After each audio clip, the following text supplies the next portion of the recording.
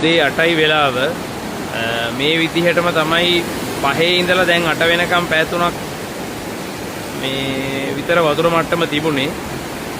ඉතින් වැඩිවීමක් නම් පේන්නේ නැහැ. මේක මෙහෙම්මම වැස්ස අඩු වුණොත් chance එකක් තියෙයි මං හිතන්නේ වතුර බහින්න. මේ පැත්තේ තිබ්බ ගස් කොළන් ඔක්කොම ටික ගලවගෙනම ගිහිල්ලා තියෙන්නේ. උදේ 8ටම ටවුන් එකේ තත්ත්වය. පාරෙන් නම් අඩි 10ක විතර වතුර ප්‍රෙෂර් එකක් යනවා. වේගෙන් යන නිසා වහින්නවත් මොකුත් කරන්න බෑ. අර තියෙන පාලම ගාව මේ බැරියර් එක ඒ හරිය තමයි ටිකක් හරි අඩුවෙන් මං හිතන්නේ යට වෙලා තියෙන්නේ.